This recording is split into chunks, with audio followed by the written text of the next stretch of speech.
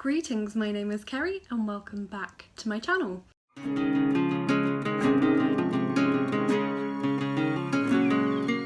Downstairs filming again today because the light is so much better in this room now. We're getting into autumn and actually starting to feel like autumn today. It's been really wet and windy here, so I really love autumn. I'm quite glad that the season has finally come. And with autumn comes October, and with October comes new reading challenges, and I'm actually now feel like I'm getting in the habit of filming monthly TBRs, which is something I never used to do. But there are a couple more readathons and read-alongs coming up in October that I wanted to take part in, so I thought I should probably do some TBRs for them. I feel like I'm setting myself up to fail with my plans for reading in October, but actually hopefully it won't be too bad. So there's one readathon and two read-alongs that I'm going to take part in October. The readathon is called the Gilmore Girls Readathon, which is really exciting. I am a recent convert to Gilmore Girls. I discovered it, maybe a year ago now, and I have just finished watching all 7 seasons, and I've watched A Year in the Life, and I absolutely love the show and almost immediately want to start watching it from the beginning again. So the timing of this has been really perfect because I literally finished watching A Year in the Life on Friday, and then it was on Friday as well that I saw this readathon be announced. So it is running from the 1st to the 15th of October, and it's hosted by Liv's Library, Pastel Pages and Mackenzie Lane. I will try and find their announcement videos to link for you. They're not actually booktubers that I watch regularly myself, but I saw this on Twitter and I thought that's just a perfect idea for a readathon. There's a group book and then there are 7 challenges. I'm doubling up on pretty much all the challenges. I've got one book that I'm aiming to hit 4 challenges with, so hopefully I'm not setting up myself too much of a massive task to read this. So the first book to talk about is the group book, which I've got from the local library. This is called Talking as Fast as I Can by Lauren Graham, who obviously is Lorelai in Gilmore Girls, and it's sort of a memoir of some of her life memories, some of the shows that she's been a part in, and also talks about Gilmore Girls particularly, so I'm looking forward to reading that. I don't read a lot of autobiographies, memoirs of actors, although it's something I'm getting into a little bit more recently, so I'm quite keen to hear her take on the project she's been involved with, so that's that one. And then I'm going to go through the challenges, and then afterwards I'm going to say what books I'm reading and what challenges they're for. So the challenges are a book with a school setting in honour of Yale and Chiltern, a book with a strong mother-daughter relationship in honour of Lorelai and Rory, a cosy book set in fall or winter in honour of Lorelai smelling snow, a book with complicated love interests in honour of Rory, Dean and Jess, a book either from an Asian author or with Asian representation in honour of Rory's best friend Lane, the next book in a series in honour of A Year in the Life, and finally a book with food on the cover or featuring food as a prominent storyline in honour of Luke's diner. So I've got 4 books. Yeah, most of them cover more than one challenge. The first one is only for one. This is a book called Lost for Words by Aoife Walsh. This is a book set with a school setting. It's a middle grade book about a girl who is trying to save her local library from closure. It certainly starts, I've read the first couple of pages, and it certainly starts with a school setting. I think there's a little bit about family relationships in it as well. The blurb says that the girl's mother has died and she now has a stepmother as well, so I'm interested to see more about that relationship, whether it will count for the second challenge as well, but I think it will probably just be for challenge 1, so that should be quite a quick read as well, which is one of the reasons why I picked it. And then I've got the one that covers most challenges is going to be The Loving Cup by Winston Graham. This is the 10th book in the Poldark series. This has a strong mother-daughter relationship.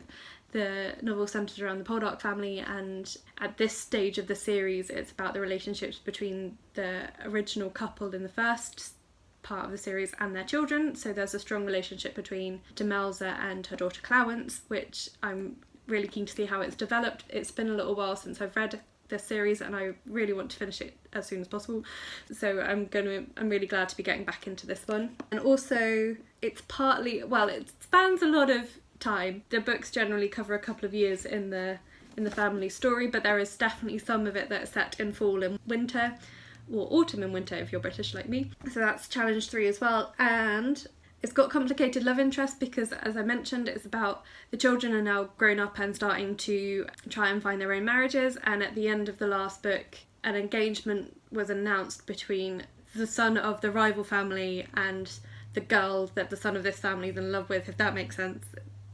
So it is a complicated situation, and the daughter also had her heart broken in the last series, in the last book in the series as well. So yeah, complicated love interests all around there. And finally, it is the next book in the series that I need to read. So that's all of those challenges. And next I will be reading Number 1 Chinese Restaurant by Lillian Lee.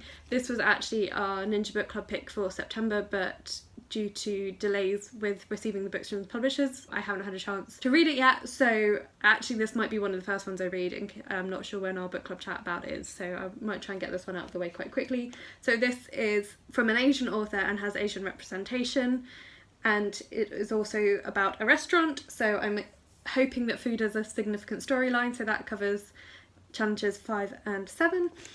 And then finally, the last book that I'm going to try and read is Puddin by Julie Murphy, which is a companion novel to Dumplin', so I'm counting that as the next book in the series because it kind of is. It also has a school setting, at least certainly part of it occurs during the school year, and I think it probably has mother-daughter relationships in it as well, from what I know about the characters from reading Dumplin'.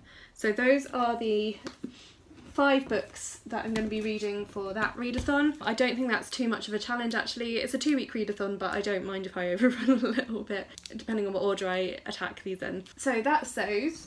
Then there are 2 read-alongs that are starting in October that I'm going to take part in. They're both for series, and they'll be ongoing for the next couple of months. They're both series that I've been meaning to read for ages, so I'm really glad to have, particularly to have group chats to prompt me to carry on reading these in time. So the first of these is the Hobb-a-long, which is starting to read Robin Hobb's series, The Realm of the Elderlings, and we're starting with Assassin's Apprentice, which is the first book in the series, the first book in the first trilogy, because The Realm of the Elderlings is made up of multiple trilogies and quadrilogies? Is that the right word?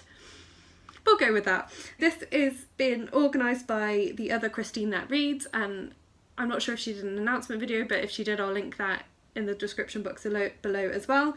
So we're reading, we've got 6 weeks to read this, so it's between, that's the receipt, between the 1st of October and the 15th of November. Yeah, I've been wanting to read the series for ages. I've actually had this book, well, I've just found the receipt. When did I buy this?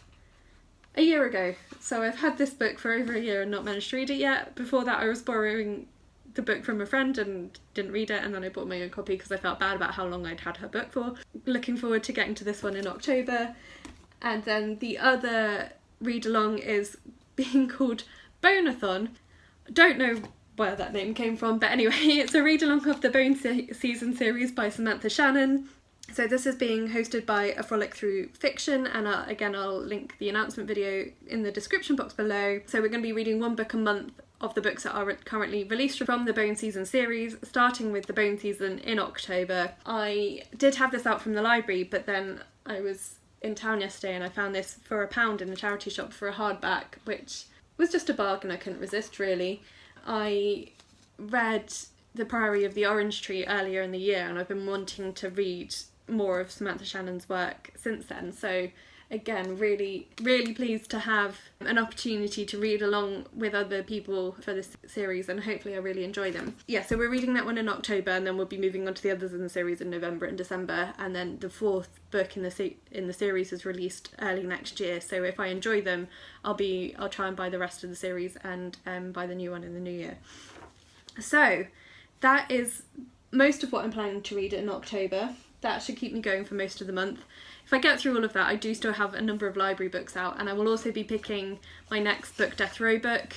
I'll do that when I do my September wrap up, because I haven't quite finished my current book Death Row book yet.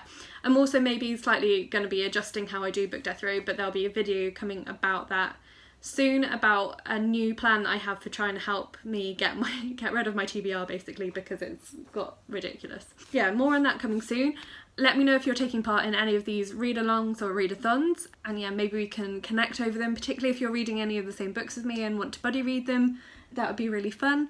Yeah, so have a chat to me down in the comments, or if you've read any of these books and want to let me know what you think of them, again, down in the comments is a place to do that. You can also connect with me on social media. All that information is listed in the description box. I'm on Goodreads and I'm on Twitter. I also have a blog which I have not updated in a very long time, but if I keep mentioning it, then maybe it'll push me to actually update it sometimes. Please think about subscribing if you haven't already. I am inching ever closer to my goal of 200 subscribers, so it really means a lot to us as content creators to know that people enjoy watching our work, and one way you can show us that is by subscribing. But yeah, other than that, that's it for today, so thank you so much for watching, and I will talk to you again soon. Bye!